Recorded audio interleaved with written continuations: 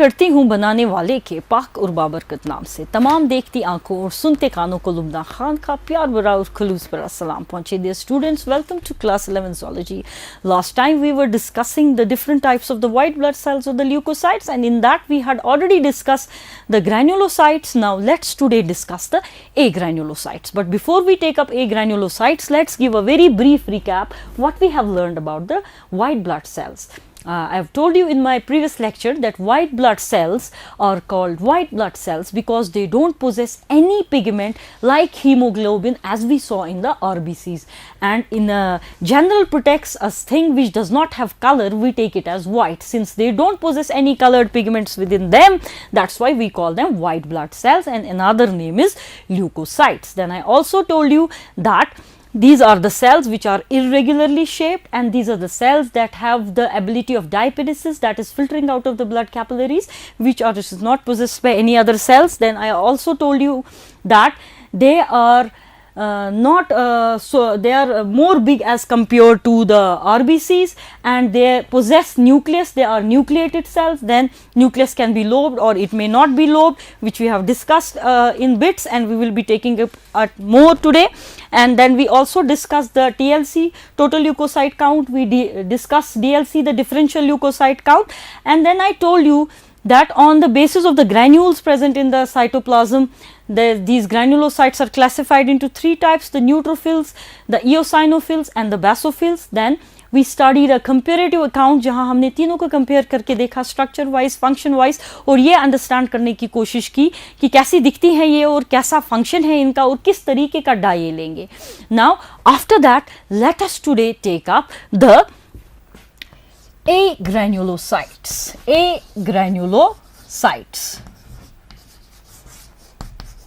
Now the name only suggests agranulocytes वो वाली WBCs होती हैं जिनके साइटोप्लाज्म में ग्रैन्यूल्स नहीं होते. जैसा कि हमने पीछे देखा कि जो आपकी ग्रैन्युलोसाइट्स थी उनके साइटोप्लाज्म में 3 डिफरेंट टाइप्स ऑफ ग्रैन्यूल्स हमने देखे थे, लेकिन ये ऐसी वाली सेल्स होती हैं, ऐसी वाली WBCs होती हैं जिनके साइटोप्लाज्म में आपको ग्रैन्यूल्स नहीं दिखेंगे. Their cytoplasm is not marked by the presence of granules, and not only that, they don't possess a lobed nucleus. The nucleus is not lobed.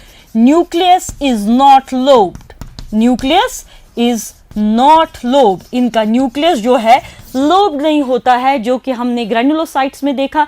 Nucleus 22 से 7 लोब्स तक, 2 से 7 लोब्स तक जा सकता है. यहाँ पे जो है nucleus, the nucleus is not lobed. They have a single large nucleus. That is why we call them mononuclear leukocytes. Mononuclear leukocytes, उनको हम polymorphonuclear leukocytes कहते हैं. इनको हम mononuclear ल्यूकोसाइट्स कहते हैं बिकॉज इनके न्यूक्लियस के अंदर जो हैं लोब्स नहीं होते हैं.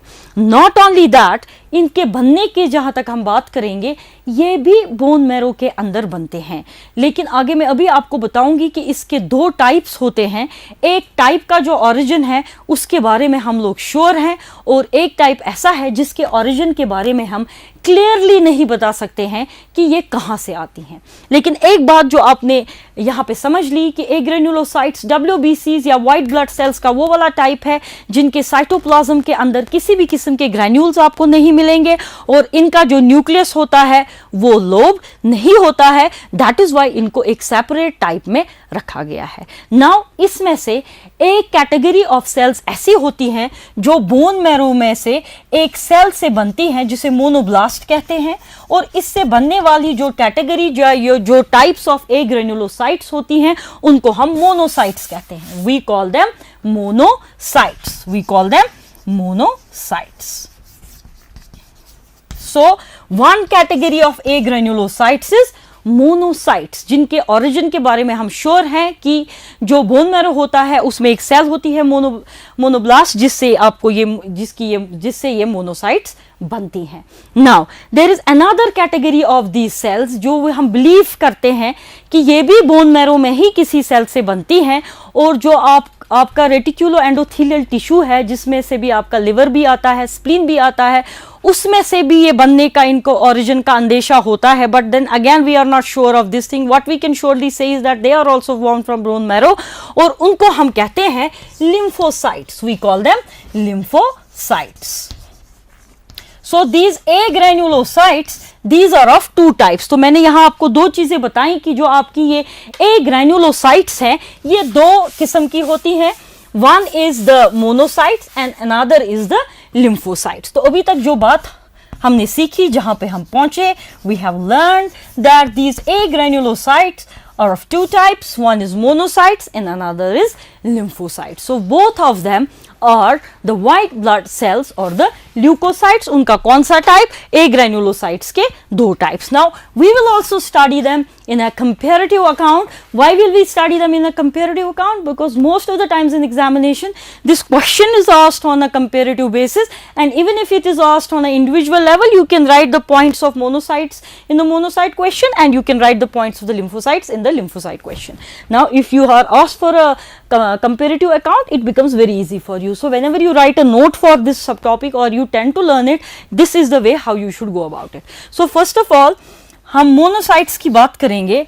Monocytes are that type of granulocyte जिनका जो nucleus होता है that is somewhat kidney shape आप कहेंगे. So the nucleus is kidney shape, and what is their main role? So when we say about the nucleus is somewhat kidney shaped. The nucleus is somewhat kidney shaped, large होता है. The nucleus is large, it is large and it is kidney shaped. Now coming to lymphocytes, the nucleus is somewhat spherical or even oval, तो monocytes और lymphocytes के बारे में हमने दो बातें की कि ये लार्ज होता है इनका न्यूक्लियस, पहले तो ये बात है, बड़ा होता है और एक खसूसन शेप का होता है जो कि किडनी शेप है, जिसको कि हम किडनी शेप कहेंगे. और जहां तक इनकी बात है, इनका न्यूक्लियस जो है स्फेरिकल भी हो सकता है और ओवल भी हो सकता है. Now these are very large cells, ये बड़ी बड़ी सेल्स होती हैं. These are large cells capable of phagocytosis. ये बड़ी सेल्स होती हैं जिनमें एबिलिटी होती है फैगोसाइटोसिस की, लिहाजा ये आपको इन्फेक्शन से प्रिवेंट करने में मदद करेंगे. So these are large cells, they have the capacity of phagocytosis, so their main role will be to help you to fight infections. लेकिन जहां तक इनकी बात करेंगे, इसमें दो कैटेगरी ऑफ सेल्स आती है. एक कैटेगरी ऐसी आती है जो बड़ी होती है और एक कैटेगरी ऑफ सेल्स ऐसी आती हैं जो कि छोटी होती हैं. यानी इनमें से कुछ सेल्स बड़ी भी हो सकती हैं, बिग भी हो सकती हैं, और इनमें से कुछ सेल्स स्मॉल भी होती हैं. आप हायर क्लासेस में देखेंगे बेसिकली इसके दो टाइप्स होते हैं आगे. One is the B cells and other is the T cells. Lymphocytes आपकी कहां पे मैच्योर होंगी आगे चल के, किस जगह पे फाइनल प्रोसेसिंग उसकी होगी, अकॉर्डिंगली ये टी सेल्स कहलाती हैं या बी सेल्स कहलाती हैं, जो कि आप हायर क्लासेस में देखेंगे. तो इसी के लिहाज से मैं आपको यहाँ पे बताती हूँ, इसमें से कुछ सेल्स ऐसी होती हैं जो छोटी होती हैं और कुछ सेल्स ऐसी होती हैं जो बड़ी होती हैं. तो इनकी तरह हम इनके बारे में एक बात पर्टिकुलर करके नहीं कह सकते हैं कि ये जी सारी बड़ी सेल्स होती हैं. नहीं, इसमें से कुछ सेल्स बड़ी भी हो सकती हैं और इनमें से कुछ सेल्स जो हैं छोटी भी हो सकती हैं. Now comparing them on the function basis, इनका मेन रोल क्या है? जहां तक इनकी आप बात करेंगे, इनका जो मेन रोल है, that role is to prevent yourself. आपको मदद करती हैं ये सेल्स आपको प्रिवेंट करने में, किससे? From infections. These cells help you to fight in infections. And why do they do that? They can do that because they can undergo a process called as phagocytosis. और जहां तक इनकी बात है, they are a part of immune system of your body, they are the soldiers of the immune system, they help the immune system of your body. तो ये आपके immune system का हिस्सा है. So this was about the A granulocytes. So हमने across WBCs को जब पढ़ा, we saw that जो ग्रैन्युलोसाइट्स हैं वो तीन किस्म की हैं, और जो आपकी A ग्रैन्युलोसाइट्स हैं वो 2 टाइप्स की हैं. सो दैट इज़ वाई मैंने आपको बिगिनिंग में ही लेक्चर में बोला था कि 5 डिफरेंट टाइप्स ऑफ जो है वाइट ब्लड सेल्स आपकी बॉडी में होती हैं और पांचों के अंदर जो है डिफरेंस होती है इनके साइटोप्लाज्म में, इनके न्यूक्लियस के लोब्स में, जो कि आपको एक बेहतर तरीके से आप समझ आ गया होगा. So white blood cells, they are very very important cells of your body. They not only help you in fighting infections, allergic reactions, inflammatory processes, बहुत सारी ऐसी डिफेंस मैकेनिज्म्स हैं आपकी बॉडी में जहाँ पे इनका रोल है.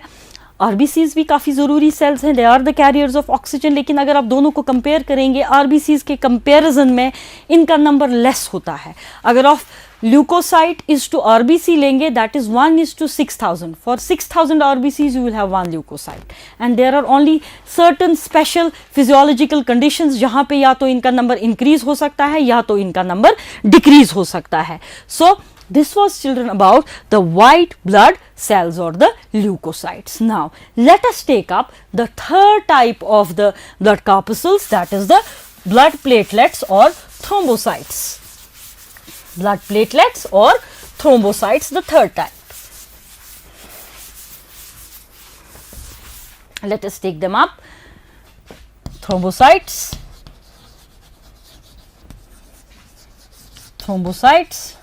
or blood platelets.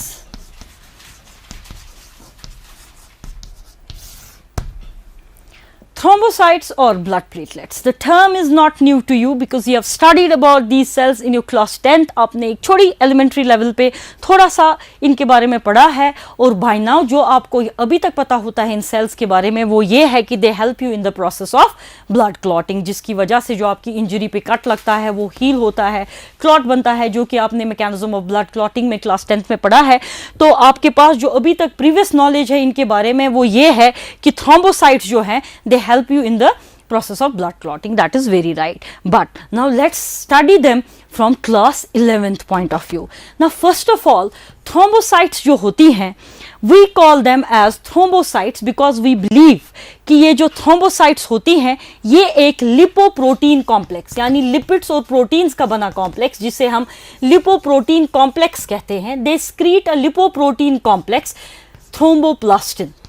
ये एक लिपोप्रोटीन कॉम्प्लेक्स क्रिएट करती हैं जिसे हम थ्रोम्बोप्लास्टिन कहते हैं और इसी थ्रोम्बोप्लास्टिन की वजह से इनको नाम मिला है thrombocytes. So thrombocytes are called as thrombocytes because they secrete a lipoprotein complex known as thromboplastin and that's why we call them as thrombocytes. But you must have also studied in books जो आपकी level की references हैं या आपकी text हैं इनको cell fragments कहा जाता है. They are called as cell fragments. Now, आपके दिमाग में ये बात जरूर उठी होगी कि why cell fragments? Whatever I am going to say from here, that thing you must remember for the rest of your life because it is not going to change. It is going to stay same in every class.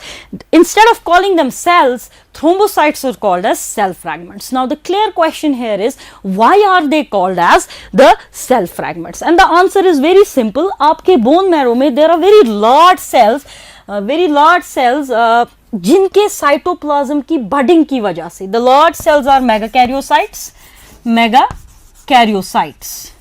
These are very large cells, these megakaryocytes. तो मैं आपको जो बताने की कोशिश कर रही हूँ वो ये है there are very large cells in your bone marrow. They are called as megakaryocytes. In megakaryocytes के cytoplasm, if this is the nucleus, जो साइटोप्लाज्म है वो बड करने लगता है. साइटोप्लाज्म starts to bud और इसी बडिंग की वजह से साइटोप्लाज्म की बडिंग की वजह से ये सेल्स बनती हैं. और अगर आप इस प्रोसेस को व्यू करेंगे आपको लगेगा इस सेल का टुकड़ा कट रहा है, इस सेल का फ्रैगमेंट कट रहा है और वही सेल को हम इसी फ्रैगमेंट को हम बुला रहे हैं थ्रोम्बोसाइट. मगर basically it is not that. You can see they are actually formed because of the budding of the cytoplasm of the megakaryocytes. क्योंकि ये सेल से एक फ्रैगमेंट के तौर पे डिसोसिएट होके बनते हैं. That is why they are also called as cell fragments. और आपके लेवल की बहुत सारी ऐसी किताबें होती हैं कि instead of writing them as cells, they write it as cell fragments formed from megakaryocytes. And this thing I have explained to you very vivid and clear that when we say that these are cell fragments formed from megakaryocytes, उसका क्या मतलब है कि ये bone marrow में जिस cell से बनती हैं उस सेल का नाम मेगाकैरियोसाइट है, और इस मेगाकैरियोसाइट का साइटोप्लाज्म जो है बड ऑफ करता है, और बड ऑफ करने की वजह से ही ये सेल्स बनती हैं, फिर वो डिटैच हो जाता है इससे, and it appears to us that these are basically fragments of this megakaryocytes, that's why we call them as cell fragments. So this was नाम क्या है और इनको क्या कहा जाता है. Now again, मैंने आपको बताया, आपने अर्लियर क्लासेस में भी पढ़ा होगा इसके बारे में कि ये ब्लड क्लॉटिंग में मदद करती हैं. ऑफ कोर्स ये ब्लड क्लॉटिंग में मदद करती हैं, इसलिए मदद कर पाती हैं बिकॉज इनका स्ट्रक्चर, इनमें कुछ खास चीज़ें ऐसी होती हैं जो कि इसको मदद करेंगी उस चीज़ में. Now let us try to see that since they are a cell, इनके इर्द गिर्द अपना प्लाज्मा मेम्ब्रेन होगा, तो हर सेल की तरह इनके इर्द गिर्द भी प्लाज्मा मेम्ब्रेन होता है. लेकिन इनका जो प्लाज्मा मेम्ब्रेन होता है उसके इर्द गिर्द ग्लाइकोप्रोटीन, दैट इज शुगर और प्रोटीन का एक कॉम्प्लेक्स, जो ये आपकी थ्रोम्बोसाइट्स होती हैं, जो इनका प्लाज्मा मेम्ब्रेन होता है, इसके प्लाज्मा मेम्ब्रेन के ऊपर ग्लाइकोप्रोटीन की एक लेयर होती है, ग्लाइकोप्रोटीन की एक लेयर होती है, जिसकी वजह से ये थ्रोम्बोसाइट्स आपस में एडहर कर पाती है, जुड़ पाती हैं. दैट मीन्स इस लेयर की वजह से इसके साथ दूसरी थ्रोम्बोसाइट एडहर कर पाएगी, इसके साथ दूसरी थ्रोम्बोसाइट एडहर कर पाएगी. So because of this glycoprotein layer that is present on their plasma membrane, they are able to adhere to one another. So this gives the adhesive property to these thrombocytes. Now अगर आप इनके cytoplasm को गौर से देखेंगे, अगर आप इसके cytoplasm को गौर से देखेंगे, तो if this is the cell, एक साइटोप्लाज्म जो कि बाहर की तरफ होता है, दूसरा साइटोप्लाज्म जो अंदर की तरफ होता है. इनका जो बाहर वाला साइटोप्लाज्म होता है दैट इज क्लियर, वो बिल्कुल क्लियर होता है, उसमें आप ऐसा लगेगा पानी की तरह है, कोई चीज नहीं है, उसे हम हाइलोप्लाज्म कहते हैं. Now if you don't want to give them names, that is not necessary for you, ये आपकी लेवल का नहीं है, but then you can remember it like this कि इनका जो ये साइटोप्लाज्म बाहर की तरफ होता है ये क्लियर होता है, it is crystal clear, it is very clear. और जो अंदर की तरफ से ये साइटोप्लाज्म होता है, इसमें आपको 3 किस्म के ग्रैन्यूल्स दिखेंगे, इसमें आपको 3 किस्म के ग्रैन्यूल्स दिखेंगे, alpha, alpha, delta and lambda. जो ये इनर साइटोप्लाज्म है इनका, जो कि मैंने बताया बाहर के साइटोप्लाज्म की तरह क्लियर नहीं होता है, ये क्लियर पिक्चर नहीं नजर आती. क्यों नहीं क्लियर हमें नजर आता? बिकॉज इसमें 3 किस्म के ग्रैन्यूल्स होते हैं. One is alpha, another is delta and third is lambda. तीनों ग्रैन्यूल्स के अंदर अलग अलग चीजें हैं. All the 3 granules have different things present in them. अब वो क्या है? वो इस तरीके से है. अगर आप अल्फा ग्रैन्यूल को लेंगे, but before I tell you that, again this is just to explain to you. ये क्लास 11th में अगर आप लिखना भी नहीं चाहेंगे तो नॉट नेसेसरी, लेकिन एक क्लियर पिक्चर आपको देने के लिए कि थ्रोम्बोसाइट्स बेसिकली होती क्या है, इनके अंदर क्या है, किस तरीके से ये ब्लड क्लॉटिंग पाथवे में मदद करेंगी, just to give you that picture. जो आपके अल्फा ग्रैन्यूल्स होते हैं, इनके अंदर होता है प्लेटलेट डिराइव्ड ग्रोथ फैक्टर. एक चीज होती है जिसे PDGF कहते हैं, प्लेटलेट डिराइव्ड ग्रोथ फैक्टर, और इसके बगैर इनमें होता है fibrinogen. They are marked by the presence of fibrinogen. So alpha granules के अंदर PDGF होगा, प्लेटलेट डिराइव्ड ग्रोथ फैक्टर होगा, जिसका की रोल है ब्लड क्लॉटिंग मैकेनिज्म में. यही ब्लड क्लॉटिंग पाथवे के अंदर जो चीजें हैं उनको एक्टिवेट करेगा, जो कि हम देखेंगे आगे. और इसमें एक और चीज है which again helps in the blood clotting, that is the fibrinogen. जो आपका डेल्टा ग्रेन्यूल्स हैं, इसमें है serotonin, another marked by the presence of another chemicals known as serotonin. और जो आपके लैम्डा है, इसमें जो है लाइसोसोमल एंजाइम्स होते हैं, lysosomal enzymes. This is marked by the presence of lysosomal enzymes. So I repeat here, these thrombocytes, इनके साइटोप्लाज्म में 3 किस्म के ग्रैन्यूल्स होते हैं. हम दोबारा इस चीज को क्लियरली लिखेंगे. There are 3 granules present in the cytoplasm. One is your alpha, another is your delta and third is your lambda. तो 3 किस्म के ग्रैन्यूल्स इसमें प्रेजेंट होते हैं, अल्फा, डेल्टा और लैम्डा।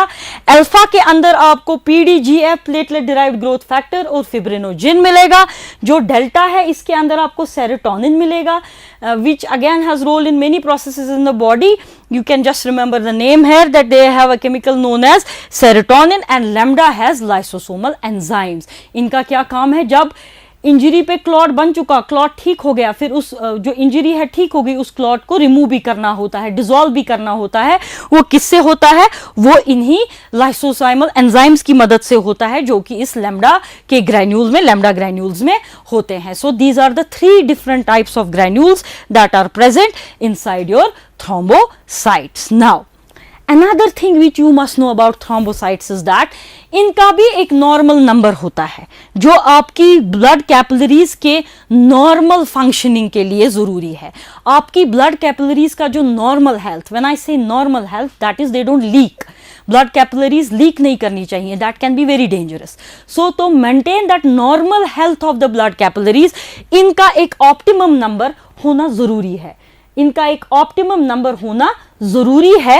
और अगर वो ऑप्टिमम नंबर जरूरत से नीचे आ जाए, your capillaries can bleed, person can have a haemorrhagic disorder. इस इंसान को हेमोरॉजिक डिसऑर्डर हो सकता है, हेमोरॉजिक डिसऑर्डर हो सकता है, that is a bleeding disorder, इसको हो सकता है। Your capillaries can bleed, the person can have a haemorrhagic disorder, and that haemorrhagic disorder और bleeding capillaries is called purpura, that is called purpura. तो हेमोरॉजिक डिसऑर्डर हो सकता है अगर नॉर्मल लेवल से नीचे, आपका ऑप्टिमम लेवल से नीचे थ्रोम्बोसाइट्स का नंबर आ जाए, तो your blood capillaries can have bleeds, they can have a hemorrhagic disorder which is called as purpura, and it is very dangerous. So it again becomes very necessary कि जैसे बाकी blood cells का एक normal amount आपकी body के अंदर होता है, उसी तरीके से इनका भी एक नॉर्मल अमाउंट होना चाहिए। बट देन अगेन आपकी बॉडी में ऐसी कंडीशंस हो सकती हैं कभी कभी कि नॉर्मल से ये ऊपर भी जा सकता है और नॉर्मल से ये भी नीचे भी जा सकता है। अगेन जब नॉर्मल से ऊपर जाएगा थ्रोम्बोसाइटोसिस, नॉर्मल से नीचे आएगा thrombopenia. So then thrombocytopenia. Now again these are conditions, उसकी भी वजहें हो सकती हैं जिसकी वजह से ये ऊपर भी जा सकता है और जिसकी वजह से जो है इनकी कॉन्सेंट्रेशन नीचे भी आ सकती है। लेकिन दोनों सूरतों में इंसान को नुकसान होता है, चाहे कंसंट्रेशन ऊपर जाए चाहे कंसंट्रेशन नीचे जाए। In both the conditions the person can have massive damage. So everybody should try and everybody should see to it that this level remains normal. So what we have seen here that these are very important cells of our body because इनका जो है आपके blood clotting pathway injury को heal करने में role है। Now let's try to very briefly discuss इनके functions क्या हैं। क्लास 11th में अगर आपको सवाल 1 नंबर के लिए 2 नंबर के लिए आ जाए तो let us discuss कि इनके फंक्शंस क्या होते हैं, what are the different functions, हम थ्रोम्बोसाइट्स के फंक्शंस क्या कह सकते हैं। Now they help in haemostasis, they help in haemostasis, what is that, they help to prevent bleeding, they help to prevent bleeding and repair injury, जिसे हम haemostasis भी कहते हैं, एंड रिपेयर इंजरी। ये ब्लीडिंग को प्रिवेंट करती हैं, bleeding को रोकती हैं, कम कर देती हैं और रिपेयर करती हैं किसको, इंजरी की जो साइट होती है उसको रिपेयर करती हैं। Now you will again ask me ma'am how is that possible. मैंने आपको पहले ही बताया कि हमने डिस्कस किए कि इसके साइटोप्लाज्म में ग्रैन्यूल्स होते हैं। हमने एक ग्रैन्यूल की बात की which was the alpha granule. हमने कहा था कि अल्फा ग्रैन्यूल में 2 चीज़ें होती हैं, उसमें पीडीजीएफ भी होता है और उसमें फिब्रिनोजेन भी होता है। फिब्रिनोजेन ब्लड क्लॉटिंग पाथवे में आप देखेंगे that is basically the thing, that component of the alpha granules helps in stopping the bleeding, forming that clot, and then the PDGF platelet derived growth factor ये मदद करता है repair करने में। किसको रिपेयर करने में, जो आपकी कैपिलरी कट की जगह कटी हुई होती है उस कैपिलरी को हील करने में, उसके वॉल को वापस, जो वॉल है कैपिलरी वॉल, उसको वापस ठीक करने में किसकी मदद से, पीडीजीएफ की मदद से, जो कि इन अल्फा ग्रैन्यूल्स के अंदर होता है, उसकी मदद से इस वॉल को वापस ठीक करने की कोशिश की जाती है और ब्लड क्लॉट को भी बनाया जाता है ताकि जो ये ब्लीडिंग है ये स्टॉप हो जाए। So that is one. Then second is formation of clot जो कि बहुत जरूरी है, फॉर्मेशन ऑफ क्लॉट जो कि बहुत जरूरी है, क्लॉट बनना काफी ज्यादा जरूरी है ब्लड क्लॉटिंग पाथवे में, बिकॉज यही वो चीज होता है जो एक्चुअली प्लग करता है आपका जो ये कट होता है उसको प्लग करता है। तो मैंने जो आपको पहले ही बताया कि इनमें कैपेसिटी होती है थ्रोम्बोप्लास्टिन को स्क्रीट करने की, फिर इनके अंदर फिब्रिनोजन होता है। ये सारी चीजें जो होती हैं ब्लड क्लॉटिंग पाथवे में जो एंजाइम्स आते हैं उनकी एक्टिवेशन में मदद करते हैं। तो जब वो चीज़ें सारी एक्टिवेट हो जाएंगी, जो कि आप आगे कभी किसी लेक्चर में मैं आपको बताऊंगी कि किस तरीके से ब्लड क्लॉटिंग होती है।